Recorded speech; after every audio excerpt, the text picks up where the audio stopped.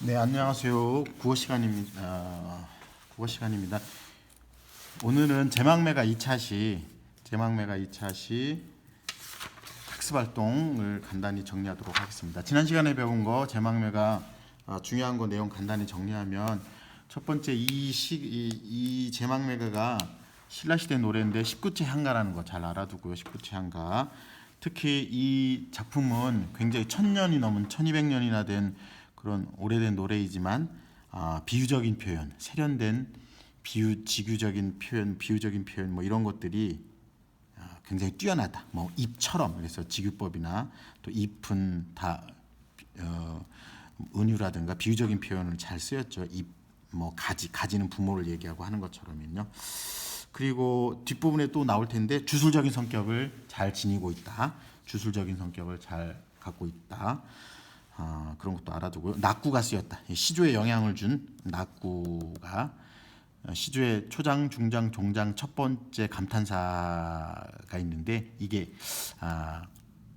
향가의 영향을 받았다는 거 알아두면 되겠습니다. 그리고 뭐 주제는 뭐 죽은 누이에 대한 추모 이렇게 정리하고 오늘 이 시간에는 학습 활동을 같이 배우도록 하겠습니다. 학습 활동 1번 188쪽입니다. 이 작품의 내용을 파악해 보자. 이 작품의 내용 간단히 하면 이제 크게 세 부분으로 나누죠. 1구에서 4구, 5구에서 8구, 9구에서 10구인데 1구에서 4구는 누이에 대한 죽은 누이에 대한 죽음을 다루고 있고요. 5구에서 8구는 나와 누이에 대한 관계, 한 부모 밑에서 자랐다는 거 뭐 이런 거. 9행에서 10행, 9구에서 10구는 다시 죽어서 내가 이제 그 스님이 돼서 다시 도닦아 다시 미래에 다시 만나자라고 하는 기원, 소망, 만남을 주로 다루고 있습니다. 그래서 누이와 화자의 관계 뭐 이런 것도 잘 정리하면 되겠습니다. 그다음 두 번째 위에 이를 참고하여 다음 시어들을 의미하는 말을 말해보자. 거기 바람, 이파리, 한 가지. 여기 이제 그림에 나오는 것처럼 가지는 이파리를 나게 하는 부모의 역할을 한다는 거죠. 그래서 이것은 비유적인 표현으로 한 가지는 부모를 뜻하고 잎은 자식을 뜻하는데 여기 시 속에서는 구체적으로 누이를 뜻합니다. 누이. 바람은 그러니까 누이도 되고 자식도 됩니다. 이른 바람은 이 가지에서 난 이파리를 떨어뜨리는 어떤 그 원인이 되는 거, 병이라든가 뭐 어떤 사건, 뭐라고 하죠?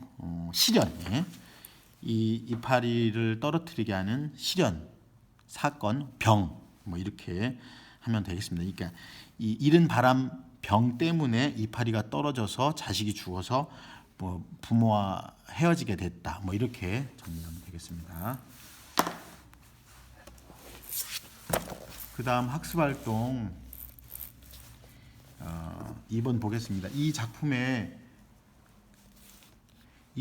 배경설화를 읽고 다음 활동을 해보자. 거기 월명사는 죽은 누이를 위해 제사를 지내면서 향가인 제망매가를 지어 추모하였는데 갑자기 바람이 불어 종이돈 지전을 서쪽으로 사라지게 했다. 그래서 1번 예와 미타찰의 공간적 의미를 말해보자.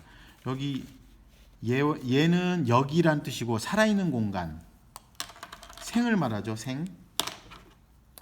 살아있는 공간 생을 말하고 이승을 말합니다. 예. 미타찰은 저승 극락세계를 말합니다. 미타찰. 그래서 이거는 죽음의 공간이죠. 죽음의 공간. 이렇게 예 미타찰 살아있는 사람의 공간, 미타찰은 죽음의 공간. 예 있음에 저기 머뭇거리고 미타찰에서 다시 만나겠다라고 삶과 죽음을 뜻하는 말이라고 할 수 있습니다. 거기 기다리겠노라에 담긴 화자의 정서와 태도. 기다리겠노라에 대한 화자의 정서는 굉장히 슬프고 안타깝게 생각하죠. 죽은 사람에 대한. 그래서 또 태도는 다시 만나기를 소망하고 있습니다. 다시 만나기를 소망하고 있다고 정리하면 되겠습니다. 3번 다음 글을 읽고 활동을 해보자. 향가는 한자의 음과 훈을 빌려 우리말로 표기하였다. 이렇게 한자의 음과 훈을 빌려 우리말로 표기하는 거 뭐라 그랬습니까? 향찰이라고 했죠. 향찰. 저기 없는데 향찰이라고 합니다. 향찰. 이처럼 향가는 우리말로 우리 고유의 정서를 표현했던 시가문학의 원류이자 뿌리이면서 민족문학으로서의 개성이 뚜렷하다. 향가는 보통 4구체, 8구체, 10구체의 세 가지 형식을 보인다. 이 중 10구체는 시상전개상 3단 구성을 취하며 감탄사로 시작하는 낙구를 통해 시상을 집약하고 마무리하는데요. 1번 이 글을 참고하여 제망매가에서 확인할 수 있는 향가의 특징을 구체적으로 설명하자. 특히 시조의 형식상 특징이 시조의 감탄사, 시조의 종장 척구가 감탄사로 되어 있죠. 그거랑 똑같은 낙구가 있다는 거 알아두면 되겠습니다. 형식상의 특징은 낙구가 있다. 낙구. 또 아까 얘기한 것처럼 향찰로 표기법은 음과 훈으로 있는 향찰 표기법으로 되어 있다. 이렇게 정리하면 되겠습니다. 다음 두 번째, 위에 일과 같은 특징이 훗날 등장하는 고전시가 양식과 관련성을 맺고 있는지 말해보자. 특히 시조와 관련성이 있죠. 시조와 관련성이 있다는 거 알아두면 되겠습니다. 다음 한 장 넘겨서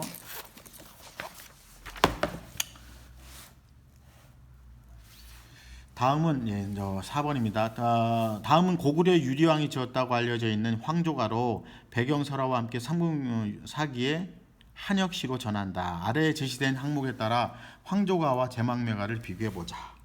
황조가는 거기 보면 유리왕, 신라 3대 왕인가 그렇죠. 신라 3대 왕 아니요. 고구려 왕입니다. 고구려 3대 유리왕 3년 7월에 골천에 별궁을 지었다. 10월에 왕비 송씨가 돌아가시니 왕이 다시 두 여자를 맞아 후실로 삼았다. 한 사람은 화이라는 골천 사람의 딸이고 다른 한 사람은 치희라는 한나라 사람의 딸이었다. 이 두 여자는 서로 다투어 사이가 안 좋았나 봐요. 사이가 좋지 못했으므로 왕은 양곡에 동서 두 궁전을 지어 각각 살게 하였다. 한 번은 왕이 기산에서 사냥을 나가 7일 동안 돌아오지 않았는데 두 여자가 서로 다투었다.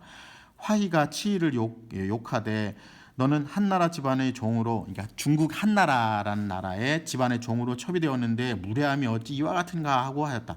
치희는 부끄럽고 분함을 참지 못하여 집으로 돌아가 버렸다. 왕이, 여기서 왕은 유리왕이죠. 왕이 그 소문을 듣고 말을 달려 쫓아갔으나 치희는 화를 내고 돌아오지 않았다. 자기 나라로 돌아갔다는 뜻이죠. 왕이 일찍이 나무 밑에서 쉬다가 마침 꾀꼬리가 모여 정답게 날고 있는 것을 보고 느낀 바가 있어 노래를 지었는데 그 노래가 바로 고구려 유리왕이 지은 황조가입니다.